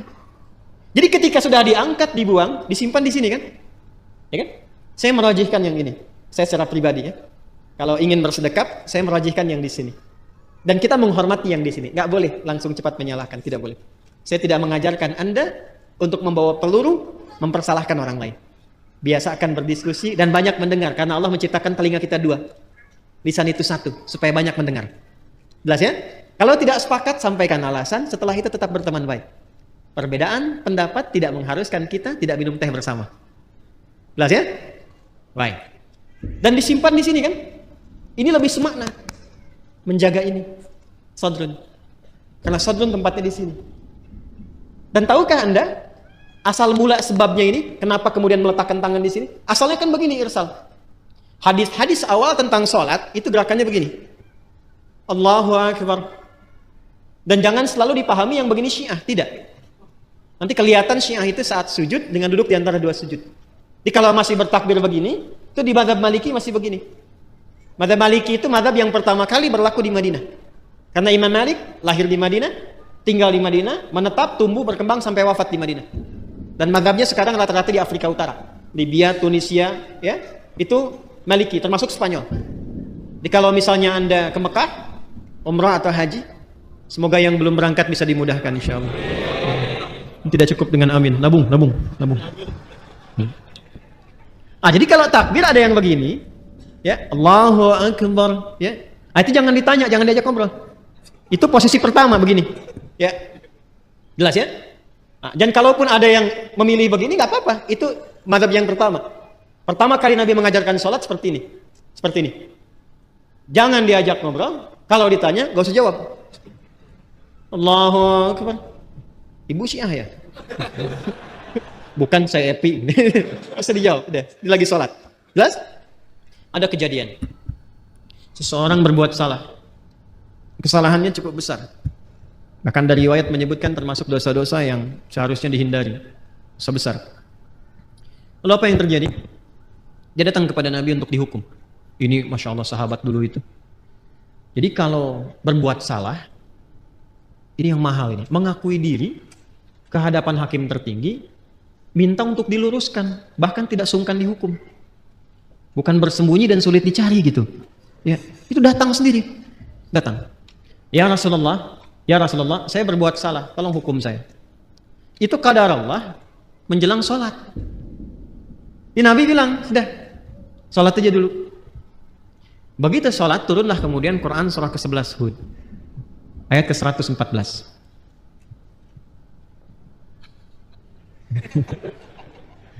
Quran surah ke-11 Hud ayat 114. Buka surahnya. Aqimis salata tarafain nahar wa zulafan minal lail. Innal hasanati yudhhibunas sayyi'at. Itu asalnya. Quran surah 11 ayat 114.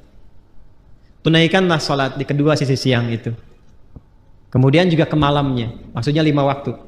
Nanti ini disinggung, ini bahasanya tinggi. Nanti yang seperti ini banyak, seperti di Al-Isra ayat 78. Aqimis salata liduluki syamsi ila ghasaqil laili wa qur'anan fajr. Lalu yang menarik ini, innal hasanati yudhhibnas sayyi'at. Semua salat yang dikerjakan itu disifati langsung oleh Allah dalam Al-Qur'an dengan nama hasanah. Innal hasanati yudhhibnas sayyi'at. Orang-orang yang mampu salat dengan benar itu akan melahirkan hasanah dan langsung menggugurkan kesalahan-kesalahannya. Jadi ayat ini sekaligus membebaskan si pelaku maksiat tadi, ya kan? Dalam ancaman hukuman itu langsung pembebasannya turun wahyu dari Allah. Dan diampuni sama Allah. Makanya ketika selesai sholat, Nabi tidak menghukum. Karena selesai masalahnya dengan taubatnya itu. Ya, selesai masalahnya. Makanya kalau ada persoalan, jangan semua masalah itu di broadcast. Dibikin status. Diselesaikan. Curhat sama Allah atau minta solusi pada yang sekiranya memberikan solusi. Saya tarik lagi, apa hubungannya dengan ini? Jadi begitu selesai tuntas ini, salatnya ditunaikan, turunlah ampunan Allah Subhanahu wa taala dan disebut dengan hasanah. Innal hasanati yudhhibnas sayyi'at.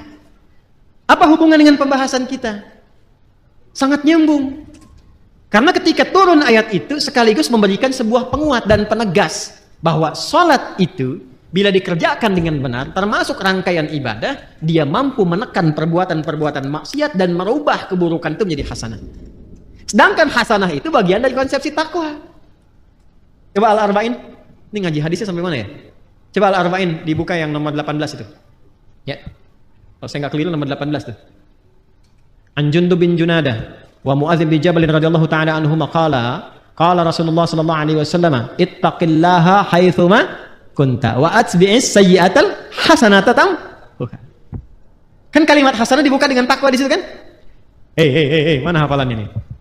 Hafal satu-satu bagian hidup kita itu. Ittaqillaha haitsuma kunta. Tingkatkan takwamu kepada Allah dimanapun kamu berada. Kalau mampu meningkatkan takwa, akan melahirkan hasanah. Hasanah itu yang akan menutup segala keburukan-keburukan. Makanya kalau orang salatnya benar, muncullah kemudian rambatan-rambatan kebaikan, tertutup peluang-peluang setan untuk menggoda, yang keluar yang baik-baiknya saja. Itu yang menjadikan digambarkan dalam salat ketika kita kemudian angkat tangan, simpan di sini, menutup ini, tutup, jaga, dan lihat baik-baik. Cara menutupnya kan begini. Ini sekali lagi, ini bukan ilmu takatik ya. Ini hasil riset. Coba lihat baik-baik. Yang ditutup yang kiri kan? Yang tutup yang kanan kan? Begini kan? Bukan begini ya? Awas, kanan di depan, begini, yang menutup, kiri di dalam. Baru begini kan? Dan ada 3 cara. 3 cara. Yang telapak ini, ketemu punggung di sini. 1. Kemudian ini bisa menggenggam, bisa begini. Bisa begini, bisa menggenggam. Sama antara laki-laki dengan perempuan. Ini 1. Yang kedua, ini pergelangan. ketemu pergelangan di sini. Ini. Di sini begini. Yang pertama begini. Ini telapak ketemu punggung begini, bisa digenggam. Yang kedua, ini pergelangan ketemu pergelangan di sini. Dan itu langsung ya, nggak usah diukur dulu. Allah. Langsung ya. Yang ketiga lewat dikit di sini, tapi nggak sampai sini. Lewat dikit di sini. Jadi di sini, lewat dikit ke sini, tapi nggak sampai ke sini. Ya, awas nggak sampai. Dan ini nggak disukai. Bahkan ada beberapa yang menyebutkan riwayat yang sampai tidak disukai seperti orang sombong. Ya, orang sombong. Kadang-kadang kalau ngawasin proyek bangunan kan begini gitu. Jadi bukan di sini, hati-hati ya. Hati-hati yang subuh-subuh ke puncak tuh kadang-kadang begini di sini. Nah, ini lihat, ini kanan, ini kiri. Ini mahal sekali, Saya gambarkan begini. Kalau Anda berbuat sesuatu yang baik, itu sering diilustrasikan dengan kanan atau kiri? Kalau Anda berbuat sesuatu yang buruk, jangan Anda lah. Ada yang berbuat yang buruk, diilustrasikan dengan apa? Kanan atau kiri? Aliran kiri, umumnya dianggap baik atau buruk? Pemikiran kiri, nyeleneh kan? Umumnya buruk kan? Maka ketika seseorang pernah berbuat kesalahan dalam hidupnya, dan tidak ada manusia yang sempurna.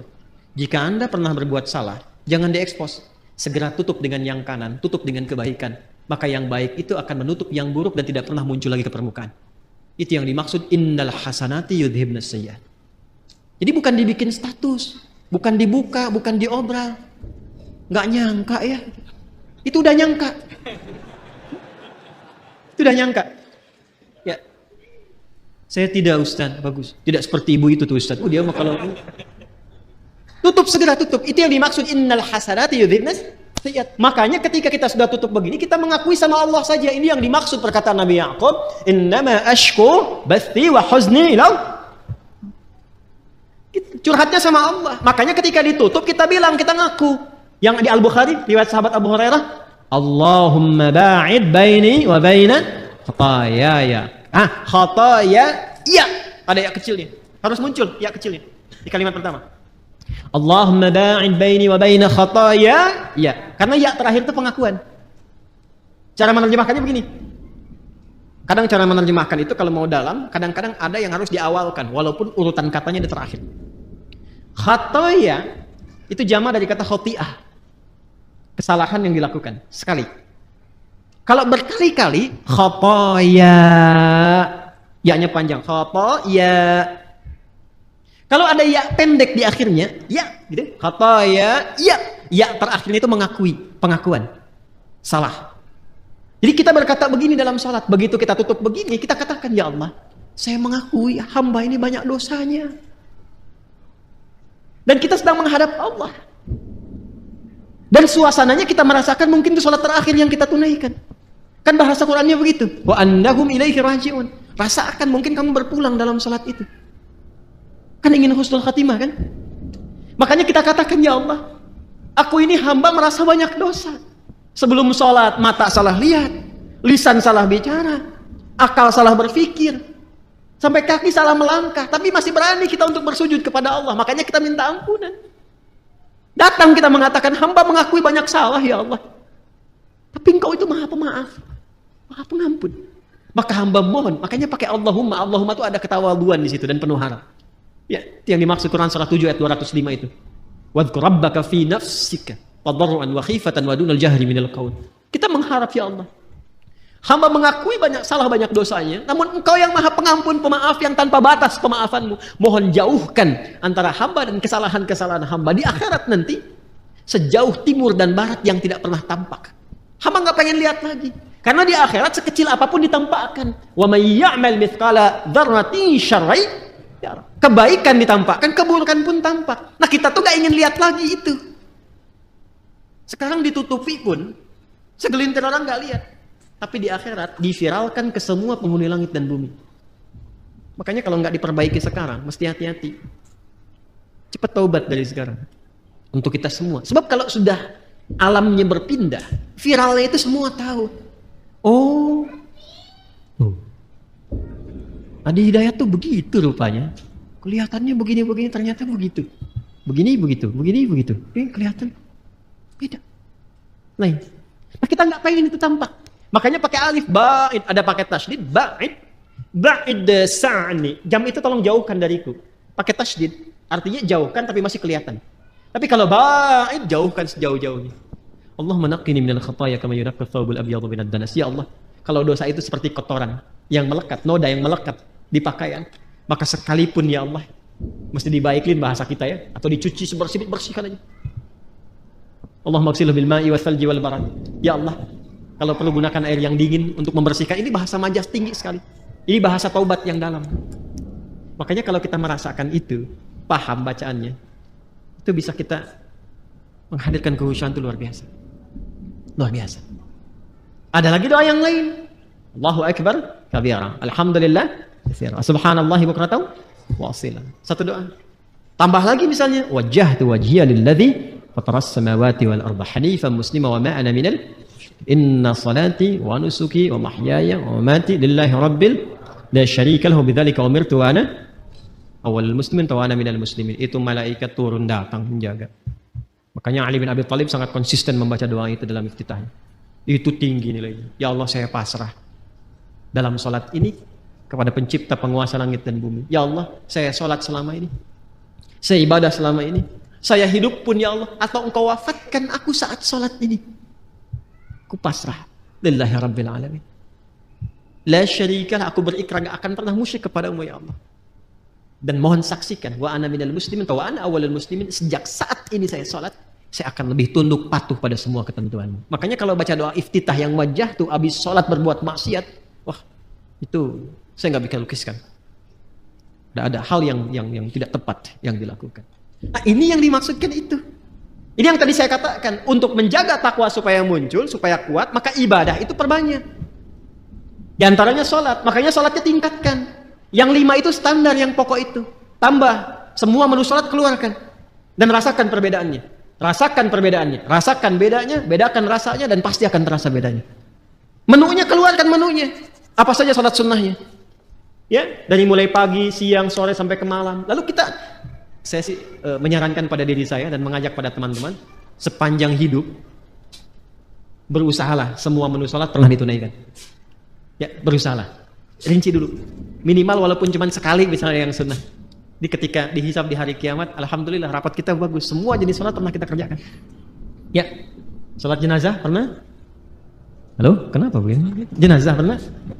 Itu langka itu, ya. Makanya kalau ada sempatkan kalau memungkinkan. Makanya pahalanya tinggi, 1 qirat sebesar gunung. Dan salat-salat yang lainnya maksimalkan. Nah, apalagi yang lainnya, semua jenis ibadah. Baca Quran ibadah tidak? Ibadah. Makanya Quran itu tembusnya langsung ke jiwa. Wa syifaa'un lima fis sudur. Mana Qurannya? Syifaa'un lima fis sudur. Sedangkan setan tugasnya memberikan waswas. Alladzi yuwaswisu fi sudur linnas. Lawan dari itu apa? Quran. Makanya kalau orang rajin baca Quran, bacanya benar, setan menjauh. Menjauh setan. Apalagi misalnya infak. Infak itu untuk melapangkan jiwa. Berbagi itu bisa melapangkan hati. Sama dengan memaafkan orang lain. Memaafkan, menahan amarah. Sama dengan infak itu kalau nggak lapang hatinya nggak mungkin bisa berbagi. Makanya infak itu disandingkan dengan menahan amarah dan memaafkan orang.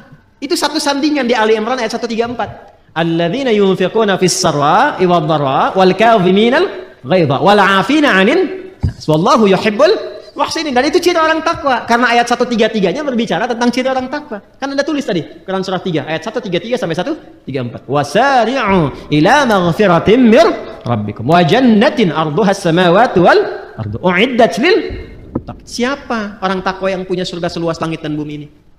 Dikasih surga seluas langit dan bumi, lapang sekali. Bagi siapa? Bagi orang yang lapang hatinya. Apa cirinya? Gemar berbagi, bisa memaafkan, menahan amarah. Itu latihan. Dan pada akhirnya kita berpikir tentang akhirat. Jadi merenungkan tentang akhirat, tentang kematian, kita akan pulang dan sebagainya. Itu bisa memperkuat jiwa takwa kita. Sehingga itu yang membuat kita gemar ibadah. Kan bekal akhirat itu ibadah. Ya kan? Harta yang kita bawa itu sekarang itu sifatnya duniawi.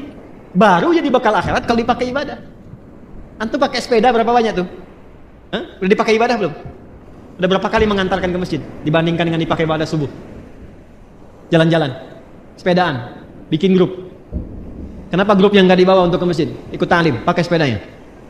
Hah? Pakai motornya. Apa jawab hisab di hadapan Allah di hari kiamat? Aku berikan nikmat kepadamu berupa nikmat A yang tidak aku berikan pada hamba yang lain. Dia nggak punya sepeda, jalan dengan kaki dan sendal jepitnya itu ke masjidku. Kamu aku kasih mobil A, mobil B, motor C, sampai sepeda yang paling mahal yang di bumi cuma ada satu. Nggak sanggup mengantarkan kau ke masjid. Belum bisa dipakai ibadah.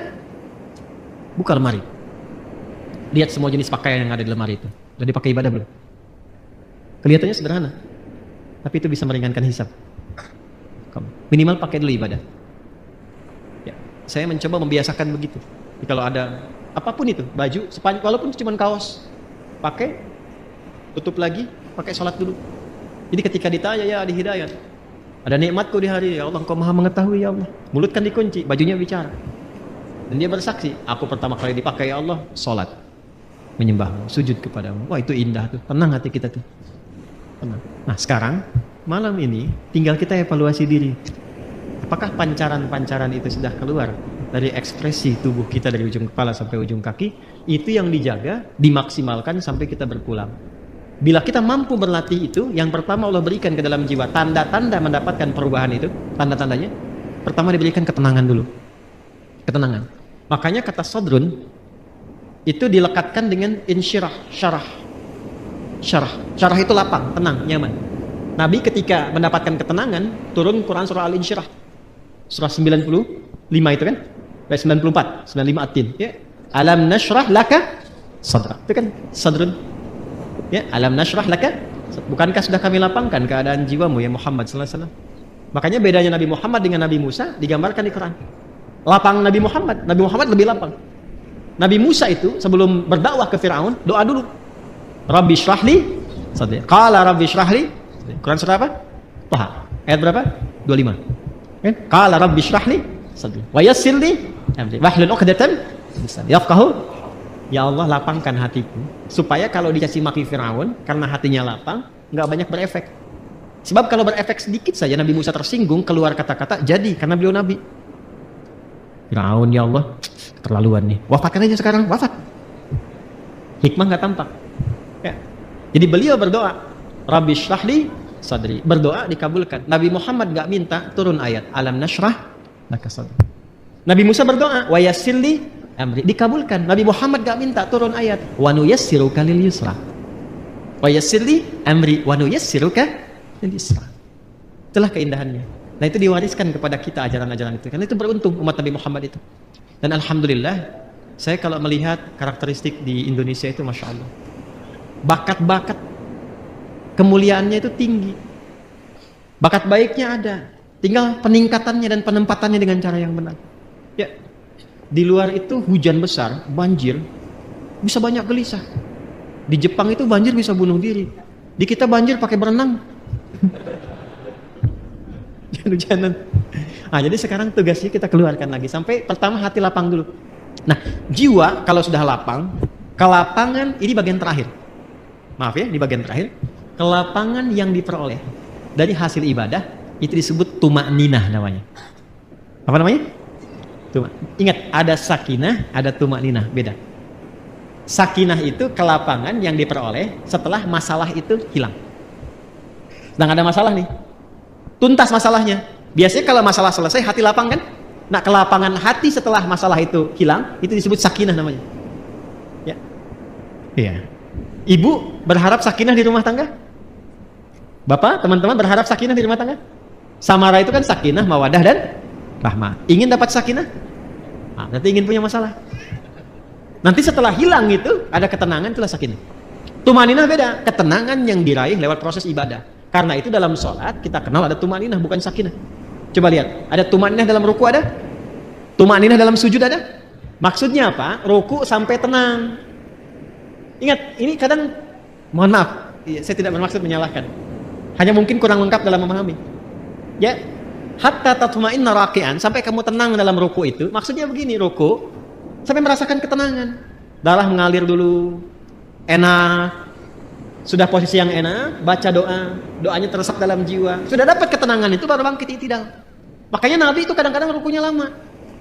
Tapi proporsional kalau sedang sholat berjamaah. Sangat proporsional. Itu yang dimaksudkan.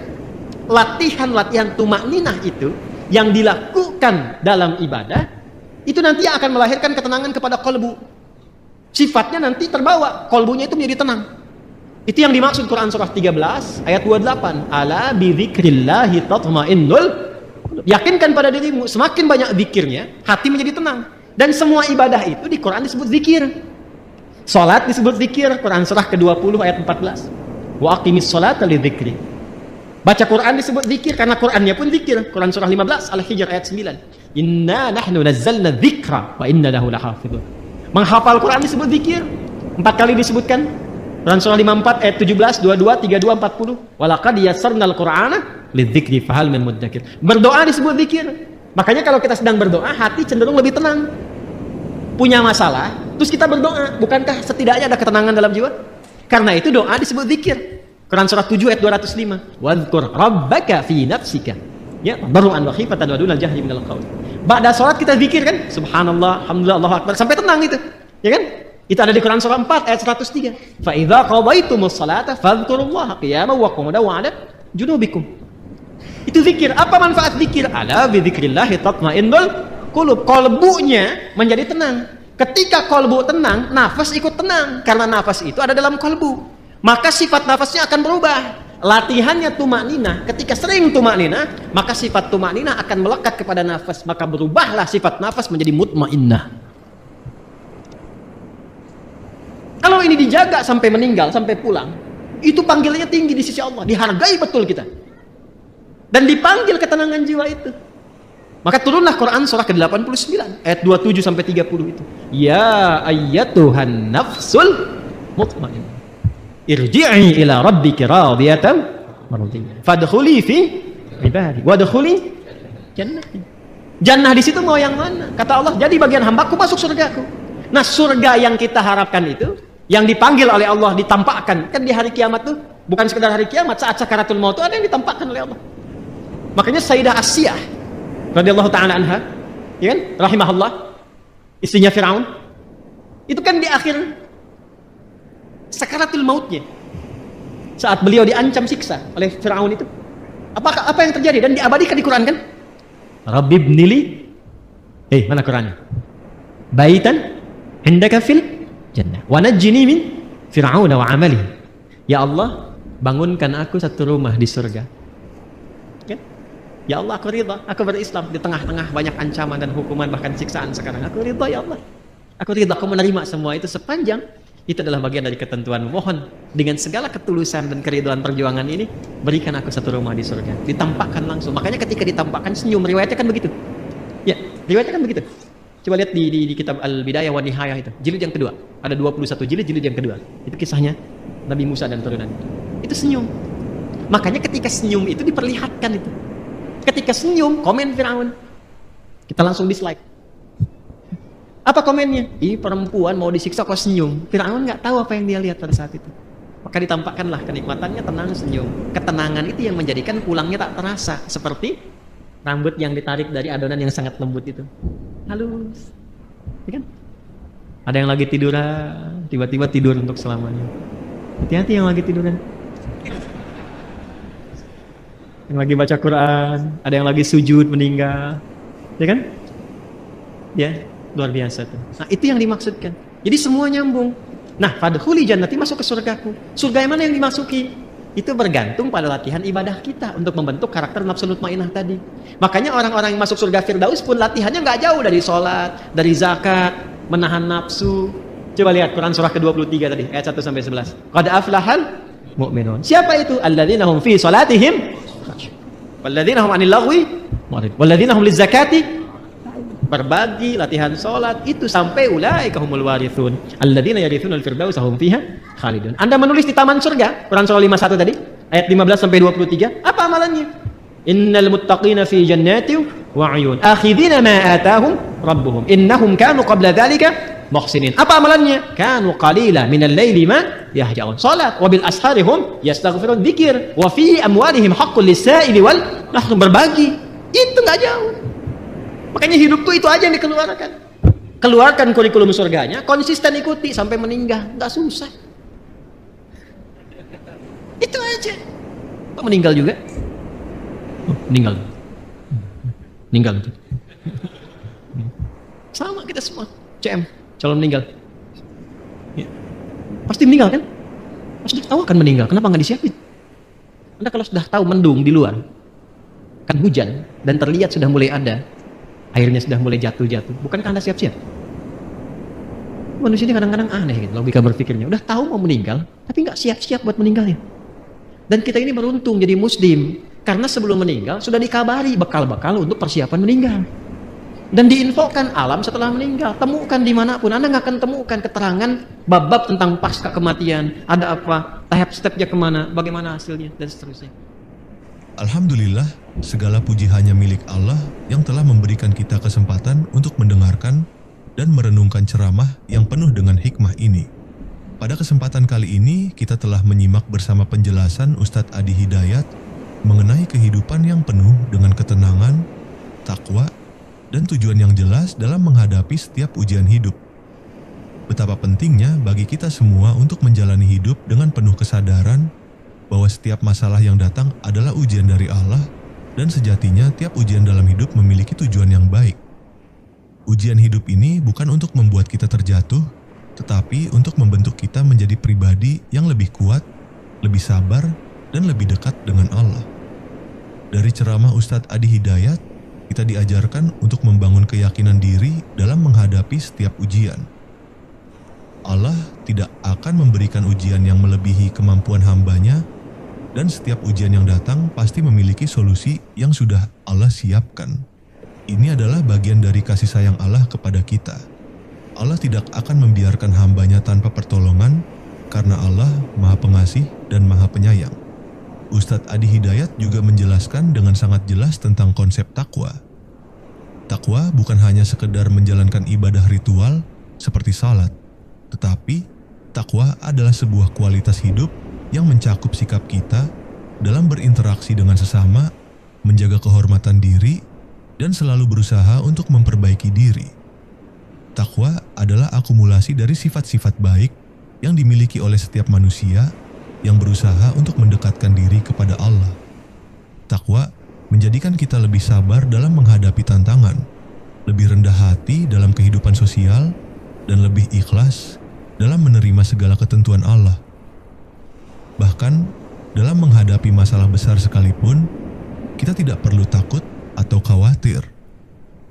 Ketenangan yang sejati hanya datang ketika kita benar-benar yakin bahwa kita dapat menyelesaikan masalah tersebut dengan bantuan Allah.